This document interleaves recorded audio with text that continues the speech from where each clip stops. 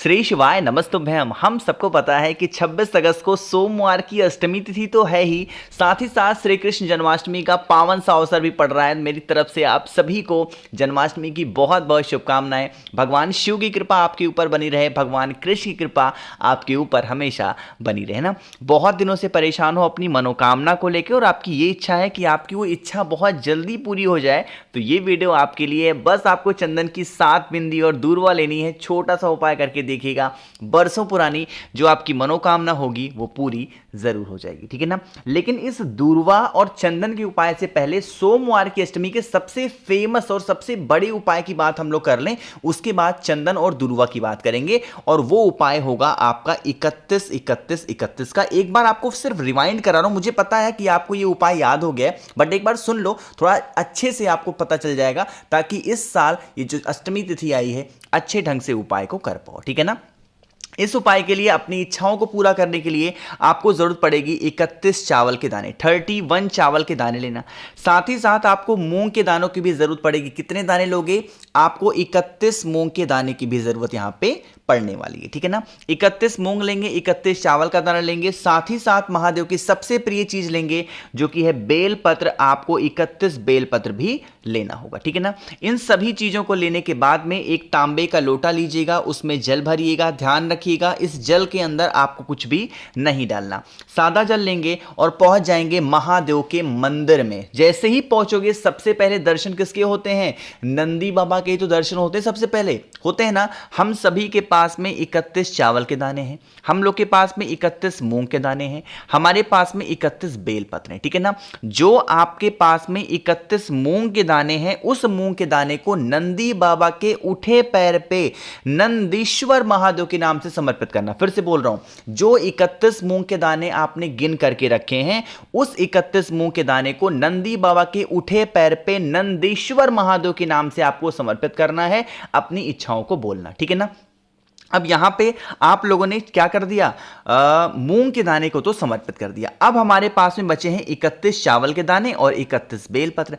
अब 31 चावल के दाने और 31 बेलपत्र, इन दोनों चीज को लेके प्रवेश कर जाएंगे महादेव के शिवलिंग के पास में, ठीक है ना। जैसे ही नंदी बाबा की पूजन करके महादेव के शिवलिंग की तरफ जाओगे, आपको महादेव का चौखट नजर आएगा। अरे आएगा कि नहीं आएगा? आएगा ना।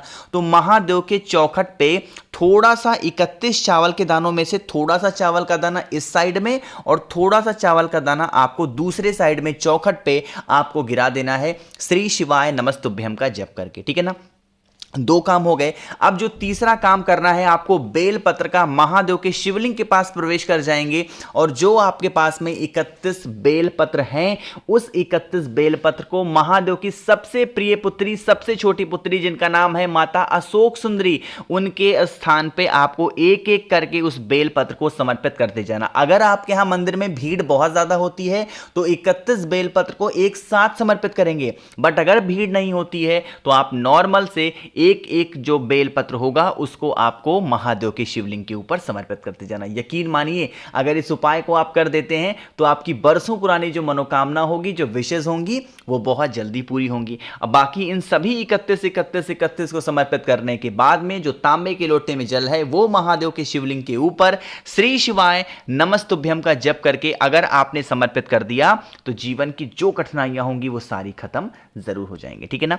अब यहां पे हम लोग बात करने वाले हैं चंदन और दूर्वा के इस उपाय के, जो कि हमारा दूसरा उपाय है। अगर आप में घर में लड़ाई झगड़े क्लेश मारपीट बहुत ज्यादा होते हैं ना, कि मतलब 2-4 लोग बैठ करके बातें कर रहे हैं तो लड़ाई स्टार्ट हो गई, ऐसी कंडीशन अगर आपके घर में बनी है तो आपको फिर इस तरीके से लेना होगा पीला चंदन, ठीक है ना। ध्यान दीजिएगा, जो पीला चंदन लोगे एक छोटी सी कटोरी में लेना, ठीक है ना। और उस कटोरी में हल्का सा पानी डाल के इसका गाढ़ा सा पेस्ट तैयार कर लो, ठीक है ना। पेस्ट तैयार कर लिया और पेस्ट बनाने के बाद में आपको 7 दूर्वा लेनी है। गिन करके जो हरी वाली दूर्वा आती है ना, कितनी दूर्वा लोगे?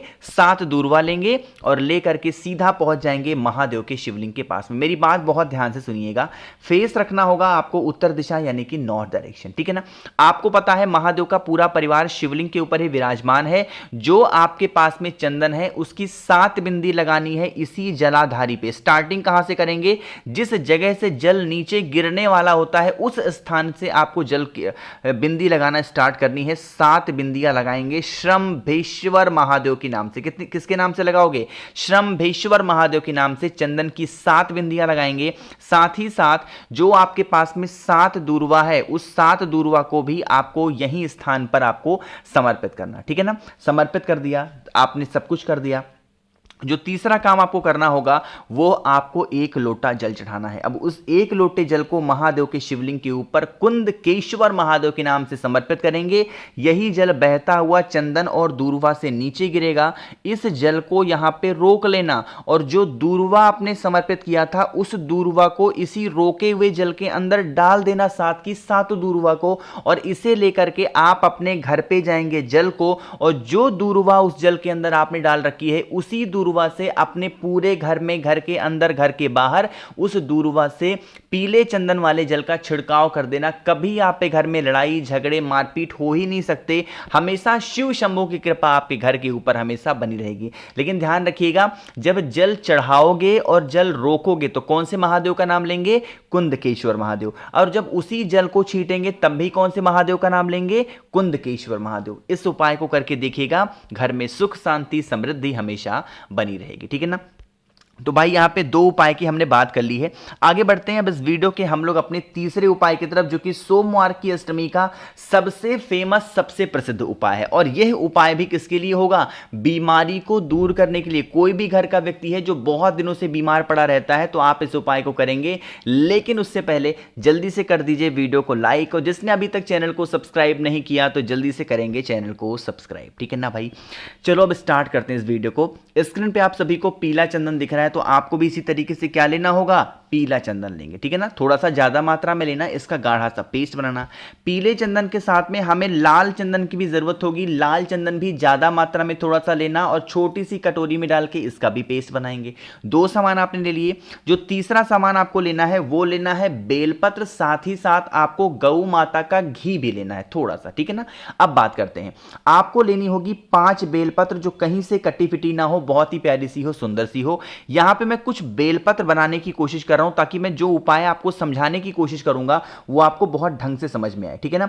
देखो जैसे यहां पे मैंने क्या किया, 1 बेलपत्र मैंने यहां पे बना दिया, 1 बेलपत्र देखो मैंने यहां पे बना दिया, 2 हो गए, 3 हो गए। जो चौथी बेलपत्र होगी मैंने यहां पे बना दिया, और जो 5वीं बेलपत्र होगी मैंने यहां पे बना दिया, है ना। दिख रहा है आप सभी को।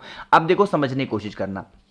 जो मैंने आपको पीला चंदन दिखाया, जो पहला होगा बेलपत्र, हाँ, जो पहला बेलपत्र होगा उसके तीनों पत्तियों पे पीला चंदन लगाओगे। जो दूसरा बेलपत्र होगा उसकी तीनों पत्तियों पे पीला चंदन लगाओगे। और जो तीसरी बेलपत्र होगी, इस तीसरी बेलपत्र के ऊपर गौ माता का आपको घी लगाना है। 3 की तीनों पत्तियों पे 3 बेलपत्र हो गई। जो चौथी बेलपत्र होगी उस चौथी बेलपत्र पे आपको लाल चंदन लगाना। जो 5वीं बेलपत्र होगी उस 5वीं बेलपत्र पे लाल चंदन लगाना। एक बार और समझा रहा हूं, ध्यान से समझ लो। जो पहली बेलपत्र होगी, दूसरी बेलपत्र होगी, उन दोनों बेलपत्र पे पीला चंदन लगाओगे। जो बीच वाली बेलपत्र होगी उस पे आपको गौ माता का घी लगाना है। और जो चौथी और 5वीं बेलपत्र होगी उसके तीनों पत्तियों पे क्या लगाना है? लाल चंदन आपको लगाना होगा, ठीक है ना। लगाने के बाद में एक तांबे का लोटा लीजिएगा और पहुंच जाना महादेव के शिवलिंग के पास में। जो भी व्यक्ति घर में आपके बीमार होगा, पहले आपको पीले चंदन वाला जो बेलपत्र होगा 2 वो समर्पित करना है। जो आपके पास में एक बीच वाला पत्ता है घी वाला, उसे समर्पित करना है। और फिर सबसे लास्ट में जो चौथा और 5वां बेलपत्र होगा आपके पास में लाल चंदन वाला, उसे समर्पित कर देना। जो व्यक्ति बीमार है उसका नाम और गोत्र बोल के। यह उपाय सिर्फ और सिर्फ सोमवार की अष्टमी तिथि को किया जाता है। करके देख लीजिएगा, कोई भी संकट, कोई भी प्रॉब्लम आपके घर में नहीं हो सकती बीमारी से रिलेटेड। तो 3 उपाय हो गए हैं। एक आखिरी उपाय की हम लोग बात कर लेते हैं, जो कि बहुत इजी है, बहुत आसान सा उपाय है। करके देखिएगा इस उपाय को। अब यह उपाय सबसे पहले बात करते हैं फायदे क्या होंगे। अगर आपकी कोई भी ऐसी इच्छा है जो अधूरी रह गई है ना, तो इस सफेद पुष्प से उपाय को करेंगे। इसके लिए हमें लेना होगा सिर्फ और सिर्फ एक सफेद पुष्प, इससे नहीं, सिर्फ एक सफेद फूल लेंगे। एक सफेद फूल के बाद में एक आपको हरे मूंग का दाना लेना है जो खड़ा होता है।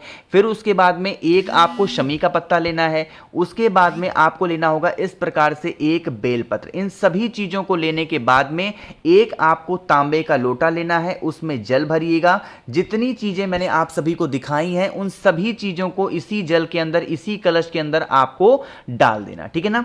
डालने के बाद में आप इस कलश को उठाना और महादेव के शिवलिंग के पास जाकर के शाम के टाइम पे प्रदोष काल में अपनी मनोकामना, अपनी विशेष को कहते हुए कुंदकेश्वर महादेव के नाम से अगर उन सभी चीजों को महादेव के शिवलिंग के ऊपर एक साथ समर्पित कर देते हैं, यकीन मानिए बरसों पुरानी जो आपकी विशेष होंगी, मनोकामना होगी, वो पूरी जरूर हो जाएगी। तो बहुत ही आसान से सारे उपाय थे, मैंने कोशिश की आप सभी को अच्छा समझाने की। वीडियो पसंद आई हो तो लाइक करिएगा। कुछ पूछना है, नहीं समझ में आया, नीचे कमेंट सेक्शन में पूछें। मेरे जितने भी भाई बहन आवाज मेरी पहली बार सुन रहे हैं, चैनल को जरूर सब्सक्राइब करेंगे। श्री शिवाय नमस्तुभ्यम।